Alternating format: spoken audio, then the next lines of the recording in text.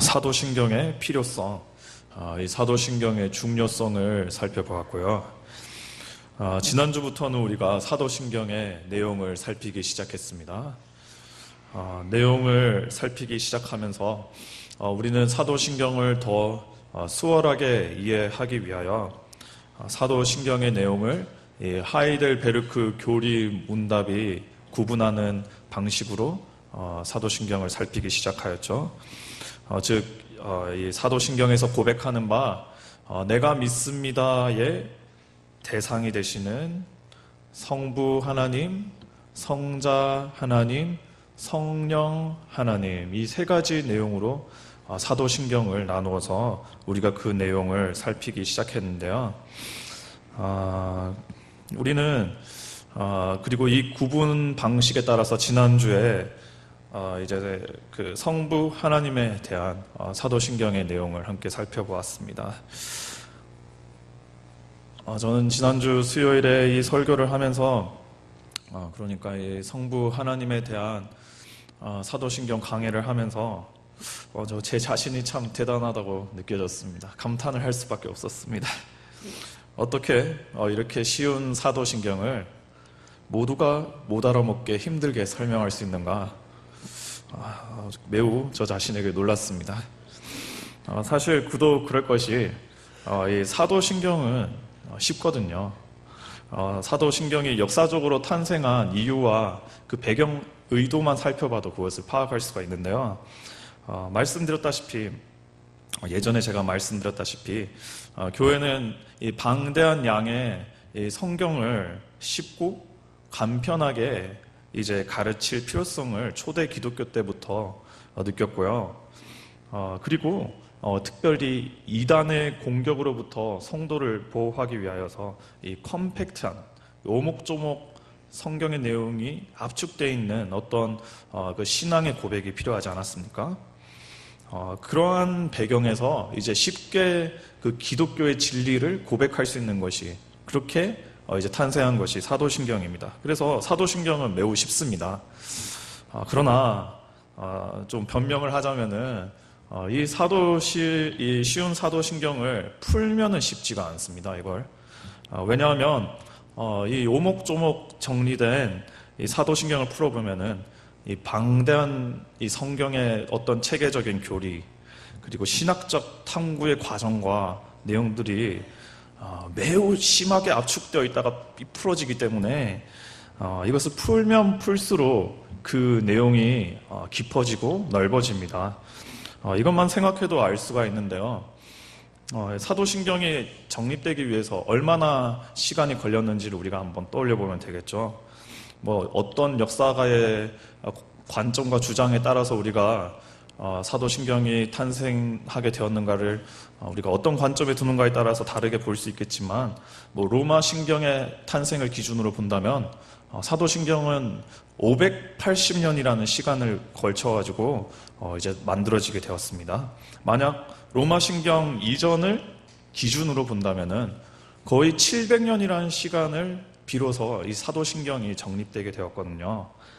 그러니까 이 580년, 이 700년이라는 시간 동안 토의되고 묵상되고 정리된 이 신앙 고백이 사도신경이다 보니까 한번 풀어보면 이 걷잡을 수 없이 방대한 양의 탐구가 그리고 연구 과정이 이제 드러나게 됩니다. 그래서 사실 지난주에도 우리가 성부 하나님에 관한 그 강해를 정말 얕게 이제 살펴본 거거든요. 근데 그렇게 얕게 살폈는데도 내용이 매우 혼잡하고 복잡해지는 것을 우리가 지난주에 살펴보지 않았습니까? 그래서 이렇게 생각해 봐도 좋을 것 같습니다. 왜 우리가 이제 필요한 수많은 영양을 공급받기 위해서 여러 재료를 야채, 과일을 갈아가지고 왜 주스를 만들지 않습니까? 이 주스즙으로 말미암아 우리는 수많은 영양소를 아주 쉽고 간편하게 섭취하게 되잖아요. 그런데 이제 이 사도신경이 예를 들어서 이렇게 갈아 만든 주스라고 우리가 볼 수가 있다는 것이죠.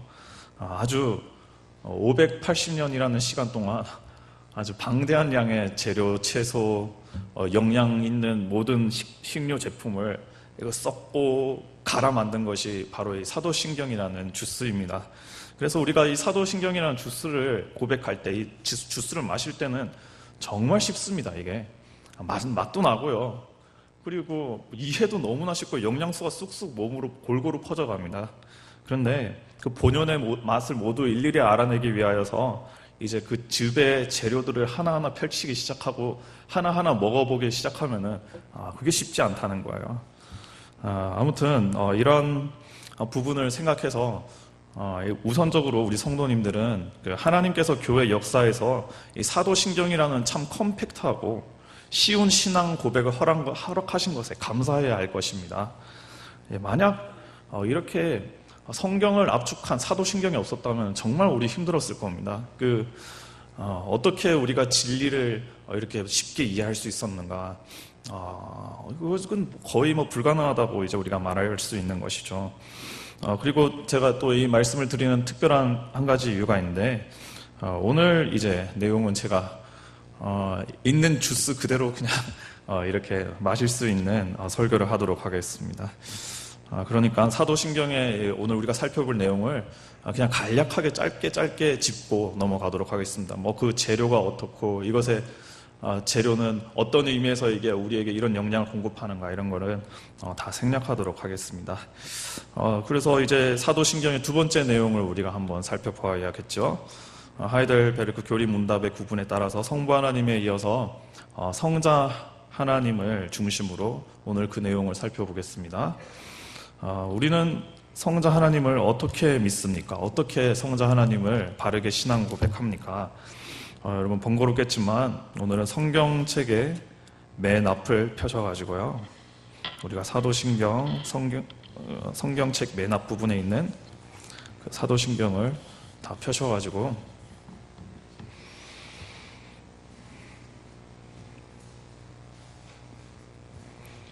성경에 따라 다를지 모르겠지만 성자 예수님에 대해 기록한 부분을 우리가 한번 그 문장을 한번 살펴보는데요. 성경에 따라 다르겠지만 저 같은 경우는 세 번째 문장에서부터 성자 예수님에 관한 믿음이 고백되어집니다. 저를 따라서 이제 눈을 따라 사도신경을 눈으로 읽어주시길 바랍니다. 우리 어떻게 성자 하나님을 고백합니까? 나는 그의 유일하신 아들 우리 주 예수 그리스도를 믿습니다. 그는 성령으로 잉태되어 동정녀 마리아에게서 나시고 본디오 빌라도에게 고난을 받아 십자가에 못 박혀 죽으시고 장사된 지 사흘 만에 죽은 자 가운데서 다시 살아나셨으며 하늘에 오르시어 전능하신 아버지 하나님 우편에 앉아 계시다가 거기로부터 살아있는 자와 죽은 자를 심판하러 오십니다. 이 부분이 바로 이제 성자 하나님을 이제 우리가 고백하는 부분입니다. 아주 길지요. 성부 하나님에 대한 진술 앞부분, 그리고 이제 뒤이어 나오는 성령 하나님에 대한 진술은 한 문장, 몇 문장 안 되는데 비해서 사도신경의 3분의 2가 이제 거의 성자 하나님에 대한 진술로 이루어진 것을 우리가 볼 수 있죠. 그 이유가 있습니다. 제임스 패커 목사님은 그 이유를 다음과 같이 설명하는데요. 예수 그리스도를 떼어놓고는 삼위일체나 구원, 몸이 다시 사는 것과 영원히 사는 것을 알 수 없다. 하나님의 백성을 구원하시고 기독교의 모든 진리를 드러내는 분이 바로 예수 그리스도이시다. 이러한 이유 때문에 이제 사도신경 3분의 2의 내용이 바로 예수 그리스도를 진술한다. 이렇게 지금 패커 목사님은 밝히고 있습니다. 왜 그렇지 않습니까? 물론 성삼위 하나님의 구원 사역은 그 세 위격이 동일하고 아름답게 조화되어 역사하시는 것이 분명합니다. 그러나 우리 입장에서는 좀 느껴지기에 아무래도 예수님이 육신을 입고 이 땅에 오셨고 우리와 성부 하나님의 그 화해의 제물이 되시고 그리고 이후에 당신의 영으로 성령을 우리에게 부어주셨기에 예수님이 아무래도 사도신경을 통해서 더 많이 고백되는 것은 사실이죠. 그리고 또 한 가지 이유를 우리가 더 생각할 수 있겠는데요. 왜 사도신경에 예수님에 대한 내용이 더 가득한가? 이는 역사적으로 그리고 지금에 있어서도 예수님에 대한 왜곡된 이해가 너무나 많았기 때문에 그래서 즉 이단들이 주로 성부 하나님이나 성령 하나님에 대한 왜곡된 교리들을 언급하는 것이 아니라 주로 예수님과 관련해서 이 왜곡된 교리들을 많이 언급하였기에 그래서 또 이 사도신경에 예수님에 관한 정보들이 많다고 우리는 볼 수 있습니다. 그래서 이 신학자 토마스 아퀴나스 같은 경우는 그 사도신경 강해를 기록하는 데 있어서 예수 그리스도를 다루는 상당한 내용을 이제 이단들의 공격에 대한 반박으로 이제 설명하고 있습니다. 그리고 우리가 믿는 그리스도 사도신경을 이제 기본으로 해서 우리가 믿는 바른 그리스도는 누구인지 이렇게 설명을 하고 있습니다. 그만큼 세상에 예수님에 대한 왜곡된 믿음을 많이 심어주는 경우가 많기 때문에 사도신경이 유독 예수 그리스도에 대한 내용으로 가득 차 있다. 우리는 그렇게 생각할 수 있습니다. 그리고 이제 아무튼 이제 우리는 이 사도신경으로 우리가 믿는 성자 하나님을 어떻게 고백하는지 간략하게 살펴봐야겠죠. 우리는 우리가 믿는 성자 하나님에 대한 내용은 다음과 같이 좀 정리할 수 있겠습니다. 좀 이렇게 어떻게 보면 7가지로 조금 정리할 수 있겠는데요. 여러분 다시 성경책 그 맨 앞부분을 보시면 우선적으로 성자 하나님은 누구이신가? 나는 그의 유일하신 아들 우리 주 예수 그리스도를 믿습니다. 성자 하나님에 대한 소개 이것을 한다고 우리가 볼 수 있고요. 둘째로는 예수 그리스도의 과거를 이제 쭉 이렇게 소개합니다. 예를 들어서 예수 그리스도의 탄생을 사도신경에 언급하고 있죠. 죽음, 부활, 승천하시는 과거를 다루는 것을 우리가 사도신경의 내용에서 확인할 수 있습니다. 그리고 이제 그 사도신경이 다루는 예수님에 대한 내용은 현재의 통치입니다. 현재의 통치. 하나님 아버지 우편에 앉아 계신다. 이것이 현재의 통치를 의미하고요. 마지막으로 미래, 예수 그리스도에 대한 미래의 진술을 이제 사도신경에 하는데요. 다시 오셔서 심판하시는 그 내용을 우리가 사도신경을 통해 살펴볼 수 있습니다. 좀 더 약간 더 구체적으로 들어가서요. 첫째로 우리는 사도신경을 통하여서 아까 밝혀드린 7가지 중에 첫째로 우리는 성자 하나님은 곧 성경의 주제인 예수 그리스도이심을 사도신경을 통하여서 우리가 고백하지요.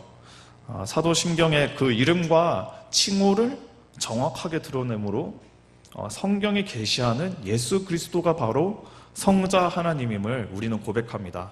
그러니까 우리는 삼위일체 하나님 중 2위의 위격에 해당하시는 성자 하나님이 마호메트가 아니고 석가모니가 아니고 예수님이다.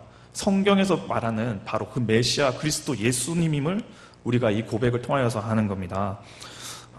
그리고 우리가 좀 이 부분을 좀 깊게 염두해야 될 부분인데요. 사실 그 예수님에 대한 다양한 이제 고백들이 존재하거든요. 예를 들어서 쉽게 말해서 그 학교의 도덕 교과서는 예수님을 어떻게 고백하냐면 4대 성인으로 고백합니다. 구원자가 아니죠. 그냥 성인입니다. 위대한 선생입니다. 무슬림들은 예수님을 단지 아주 위대한 선교사 정도로만 취급합니다. 여러분 예수님도 이 이슬람도 예수님의 존재를 부정하지 않거든요. 예수님을 역사적으로 인정합니다.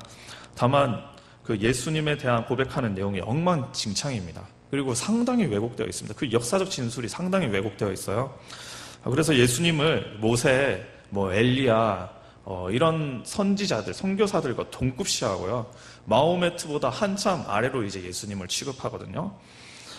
그러나 우리의 고백은 무엇입니까? 우리의 고백은 성경의 계시대로 그리고 마태복음 16장 16절에서 이 베드로가 고백한 대로 예수 그리스도는 성자 하나님이시다. 하나님이시다. 우리는 이렇게 고백합니다. 이는 곧 뒤이어 등장하는 그 우리 사도신경을 보시면 예수 그리스도는 하나님의 독생자라는 고백을 통해서 확실히 이제 정립이 되는 거죠. 예수님이 성삼위 하나님의 2위 되시는 분임을 이제 이 하나님의 독생자라는 고백을 통하여서 우리가 확정합니다. 뒤이어서 뭐 사도신경은 이제 그 문장 아래로 내려오면은 아까 앞서 말씀드린 대로 예수님의 과거를 이제 우리가 언급하는데요. 먼저 탄생에 대해서 고백하는 바, 예수님은 동정녀에게 나셨다, 이렇게 진술하고 있죠. 여러분 여기서 한번 생각해 보시면은 사실 생각해 보면 사도신경을 만들 때 굳이 예수님이 동정녀에게 나셨다는 내용을 삽입할 필요가 있었을까요? 굳이? 사실은 우리가 이 사도신경의 내용에서 동정녀로부터 탄생했다, 뭐 이 내용을 삽입하지 않아도 우리가 구원받는 데는 전혀 지장이 없잖아요. 몰라도 사실은 우리가 구원을 받을 수 있다는 말입니다. 그런데 왜 동정녀에게 나셨나 이것을 삽입했는가? 우리 한번 이 의미를 잠시 살펴본다면요. 우선 이 동정녀에게 나셨다는 의미는 그 초자연적인 능력으로 세상에 오셨다는 의미가 있지 않겠습니까? 이는 곧 무슨 의미냐면 예수님이 인간과 같았지만, 인간이지만 인간 이상임을 증언하는 고백의 의미가 담겨 있는 것입니다. 이것이 매우 중요한 이유가 있는데요. 이 과거 기독교 역사에서 제가 앞서 말씀드린 대로 예수님에 대한 여러 왜곡된 이 이단의 교리들이 존재했습니다. 예를 들어서 이 포티누스는 예수님은 원래 태어나실 때부터 하나님이 아니었고 사람이었다. 근데 이 사람이 하나님 뜻에서 이렇게 거룩하게 살다 보니까 하나님의 아들이 되었고 그리스도가 되었다. 이런 얼토당토 않는 주장을 펼치는 겁니다. 문제는 성도들이 그것에 넘어간다는 거죠. 이것을 어떻게 반박하냐? 이것에 대해서 성도들을 어떻게 지키냐? 예수님은 동정녀 마리아에게서 탄생하셨다. 이것으로부터 이 고백으로 이제 이 교리를, 잘못된 교리를 반박하는 겁니다. 이게 어떻게 그렇습니까? 예수님은 태어날 때 물론 사람으로 태어나셨지만 동정녀에게 나셨다는 초자연적인 하나님의 방식대로 태어나셨다는 사실을 통하여서 예수님은 태어나실 때부터 인간이시자 하나님이셨다. 이것을 우리가 이제 성도들이 깊게 머리 그리고 마음, 믿음에 이제 새기는 것이죠. 또 여러 그 역사적인 그 상황들을 보면은 옛날에 유행했던 이 이단 교리 중에 가연설이라는 그 주장도 있었거든요. 예수님은 이 땅에 육신으로 오신 것이 아니다. 그 육체가 없었고 영으로 존재했다. 이런 얼토당토하는 주장들도 있었습니다. 그런데 이제 이 동정녀 탄생을 통해서 물론 예수님은 하나님으로 나셨지만 인간으로도 나셨다. 이러한 내용이 이제 언급이 되는 거죠. 그래서 잘못된 교리들이 다 반박이 되면서 이 동정녀 탄생을 고백함으로 성도들을 바른 믿음으로 인도하고 지킬 수 있었습니다. 이런 의미가 있는 것입니다. 그리고 지금 현재 시점에서도 우리가 동정녀 탄생을 고백하는 것은 참 중요합니다. 특별히 이 고백이 왜 중요하냐면요. 이 19세기 말부터 20세기까지 이제 이르면서 예수님의 동정녀 탄생이나 이 육체의 부활에 회의적인 여러 신학적 시각들이 이제 등장하게 됩니다. 이 정확하게 말하자면 이 신학자 중에 슐라의 마을을 기점으로 해가지고 성경을 탐구할 때에 조금 초자연적인 일들이 기록되어 있다. 예수님이 동정녀로부터 탄생하였다. 이런 것들은 사실이 아니고 도덕적인 가르침을 위해 지어낸 이야기로 치부하는 이제 그러한 탐구들이 점점 활성화되기 시작하거든요. 이후로부터 소위 말하는 자유주의 신학이 이 현대 이 사회, 현대 기독교 문화에 이제 점차 확장되면서 교회가 위태로워지기 시작합니다. 그래서 여러분 유럽의 교회들을 보시면은 유럽의 교회들이 예전에 비해서 그 교세가 많이 무너지지 않았습니까? 무너진 여러 가지 이유가 있겠지만 이 잘못된 이 신학의 연구와 탐구로 말미암아 이 교회가 무너진 이유가 결정적이라고 볼 수가 있습니다. 왜 이것이 무슨 뜻이냐면 그 신학교가 이제 자유주의 신학을 표방하면서 그리고 그 신학교에서 배우는 목사님들이 이 잘못된 신학을 이제 배워놓으니까 성도들이 어떻게 신앙 고백을 하겠습니까? 성도들이 예수님 동정녀 탄생을 고백하겠습니까? 예수님 승천을 고백하겠습니까? 아니라고요. 이제 예수님의 이 동정녀 탄생이나 십자가의 죽으심 이후 부활을 이거는 신화다, 캐리그마다. 이거는 그냥 교훈적인 내용이고 우리는 성경의 도덕적인 가르침만 취해야 된다. 이렇게 나오니까 교회들이 다 무너지고 없어지는 것이죠. 그런 의미에서 우리가 예수님의 동전녀 탄생을 믿고 고백하는 것은 매우 중요한 의미가 있습니다. 왜 우리가 살펴본 성경 말씀에 의하면은 이 베드로의 바른 신앙 고백 위에 교회가 세워진다고 하지 않았습니까? 바로 이런 동정녀 탄생을 바르게 신앙 고백함으로 교회는 하나님의 뜻에 따라 바르게 보존되는 겁니다. 바르게 지켜지고 하나님께서 원하시는 뜻대로 교회가 계속 세워질 수 있는 것입니다. 그래서 이러한 사소한 것 같지만은 동정녀 탄생을 고백하는 것도 매우 중요한 부분이라고 우리가 볼 수가 있습니다. 아무튼 이제 넘어가서 계속 내용을 보시면은 사도신경 보시면은 그 다음으로 우리가 이제 보면은 예수님의 십자가 죽으심을 소개하죠. 그리고 부활하심을 소개하고 승천을 소개합니다. 즉 복음의 핵심을 소개한다고 볼 수가 있죠. 여러분 복음이 궁금하시다. 그러면 어디로 보면 되겠습니까? 이 사도신경 이 부분을 보면 되겠습니다. 그리고 여러분 이 사도신경에서 벗어나는 이상한 복음을 가르치는 내용을 누가 말한다. 그러면 그건 복음이 아닙니다. 유사복음, 잘못된 가르침입니다. 그리고 한 가지 여기서 흥미로운 점을 소개해드리자면 우리나라 사도신경 이제 우리 역본에는 빠졌지만은 이 예수님 십자가에 못 박혀 죽으셨다 이 진술 이후에 몇몇 사도신경 역본에는 예수님께서 음부에 내려가셨다 이러한 어구가 포함된 역본들도 있습니다. 여러 교회들이 이제 채택하지 않았고 또 이것이 꼭 포함되지 않더라도 우리의 진리를 훼손하지 않기 때문에 우리 사도신경은 예수님이 음부에 내려가셨다 이런 이제 어구로 우리는 고백하지 않는데요. 그러나 이 어구도 상당히 의미가 있고 알아두는 것도 우리에게 유익이 됩니다. 왜냐하면 예수님이 십자가에 죽으심으로 사실 우리가 가야 할 음부 예수님이 직접 내려가셨다는 내용이 이 사도신경에 언급이 되어 있는 것 아니겠습니까? 주님께서 우리를 대신해서 몸소 음부에 저주를 당하시고 고통을 당하심으로 말미암아 우리는 이 모든 사망의 저주, 이 지옥의 고통을 벗어날 수 있었다. 이 사도신경을 통해서 우리가 그 은혜를 확인할 수 있는 바입니다. 그리고 이 모든 음부의 사망의 권세 예수님께서 내려가셨다가 다시 사망의 권세를 이기시고 3일 만에 부활하심으로 예수님이 이 지옥의 악한 권세를 다 무너뜨리고 우리들에게 부활의 승리를 허락하셨다는 이러한 의미를 확인한다는 의미에서 이 음부에 내려가셨다는 이 여부도 우리가 상당히 의미를 둘 수 있는 것이죠. 이렇게 우리는 예수님에 관한 이 사도신경의 내용을 통하여서 복음의 진미를 맛볼 수 있는 겁니다. 이후 사도신경이 또 무엇을 고백합니까? 이렇게 과거의 예수님의 사역에 대한 내용을 고백하고 있고 이제 아래를 보시면 현재의 예수님을 고백하는데요. 어떻게 이제 고백합니까? 현재 예수님은 하나님 우편에 앉아 계신다 이렇게 고백하고 있죠. 이것이 무슨 의미일까요? 예수님이 이제 사역 다 마치시고 저기 하나님 우편에서 쉬고 계신다 이런 의미일까요? 그렇다기보다는 하나님 우편에 앉아 있다는 이 표현은 하나님 우편에서 만물을 통치하고 계신다 이러한 의미로 이제 우리가 받아들여야 할 것입니다.